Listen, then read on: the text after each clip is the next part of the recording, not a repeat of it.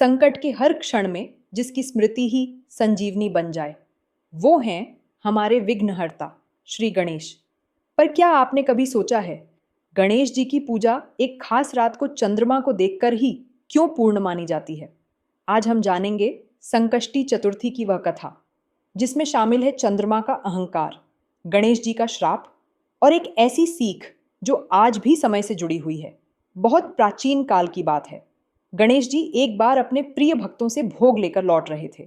गजमुख, मोटा पेट, सजे हुए रत्न और सवारी उनका मूषक। उसी समय चंद्रमा ने आकाश से देखा और हंसी उड़ाई। ये देवता कैसे दिखते हैं, मोटे शरीर वाला, विचित्र स्वरूप वाला। गणेश जी को यह अपमान सहन नहीं हुआ। उन्होंने चंद्रदेव को श्राप दे दिया, जो तुम्हें देखेगा उस पर झूठा आरोप लगेगा, लांछन लगेगा। चंद्रमा घबरा गए। उन्होंने क्षमा मांगी। गणेश जी ने दया करके कहा, जो मेरी संकष्टी चतुर्थी की रात को व्रत रखकर चंद्र दर्शन करेगा उसे श्राप से मुक्ति मिलेगी। इसलिए हर माह कृष्ण पक्ष की चतुर्थी को संकष्टी चतुर्थी कहा जाता है, और खासकर अंगार की संकष्टी जो मंगलवार को हो वह अत्यंत पुण्यदायी मानी जाती है। इस चतुर्थी को संकष्टी चतुर्थी, वक्रकुंडी चतुर्थी, तिलकुटा चौथ के नाम से भी जाना जाता है। माना जाता है कि गणेश जी की संकष्टी चतुर्थी का विष्णु लक्ष्मी विवाह से शास्त्रों में प्रत्यक्ष संबंध नहीं है, लेकिन गणपति का मंगलकर्ता स्वरूप, चंद्रमा के श्राप से मुक्ति की भावना और विवाह जैसे शुभ कार्यों की पूर्व पूजा में गणपति का स्थान, इन दोनों पर्वों को सांस्कृतिक रूप से एक सूक्ष्म सूत्र में बांध देता है। भक्त इस दिन उपवास रखते हैं, रात को गणपति की आरती कर, रात्रि में चंद्रमा का दर्शन कर या चंद्रमा को अर्घ्य देकर पूजा को पूर्ण मानते हैं। गणेश पुराण, नारद पुराण और पद्म पुराण में इस व्रत की महिमा का वर्णन मिलता है। संकष्टी व्रत महिलाएं अपने परिवार की सुख शांति और संतान की लंबी उम्र के लिए करती हैं।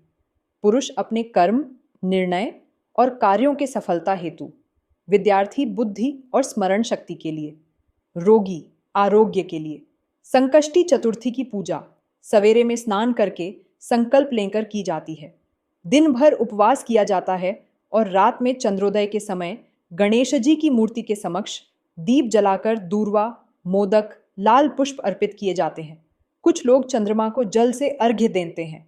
कुछ लोग 21 बार गणपति मंत्र ओम गम गणपतये नमः जप भी करते हैं, और कुछ लोग व्रत कथा सुनकर रात में प्रसाद ग्रहण करते हैं। गणपति सिर्फ भारत में नहीं, नेपाल, श्रीलंका, इंडोनेशिया का बाली द्वीप, थाईलैंड, जापान और कंबोडिया में भी पूजे जाते हैं। बाली में तो गणेश जी को गणा नाम से पूजा जाता है, जहां मंदिरों में आज भी गणपति की मूर्तियां स्थापित हैं।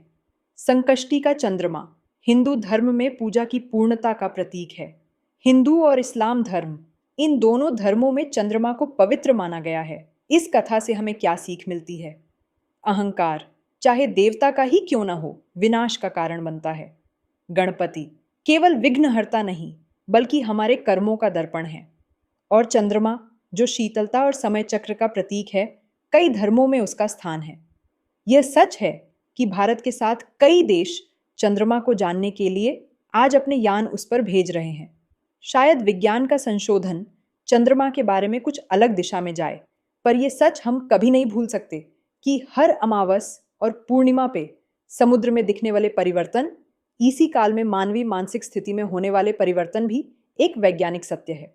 शायद इसलिए भी चंद्रमा हमारे लिए पवित्र है और पवित्र ही रहेगा।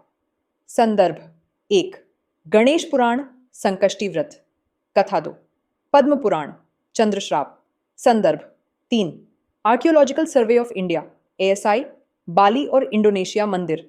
रिकॉर्ड 4, ऑक्सफोर्ड इस्लामिक स्टडीज, चांद का इस्लामी महत्व। यह वीडियो पौराणिक ग्रंथों, सांस्कृतिक शोध और जनश्रुतियों पर आधारित है। उद्देश्य किसी धर्म, मत या परंपरा की आलोचना नहीं, अपितु सम्मानपूर्वक समझाना है। कृपया इसे श्रद्धा और ज्ञान के संतुलन से ग्रहण करें।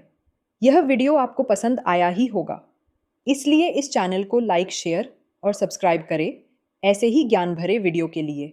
धन्यवाद।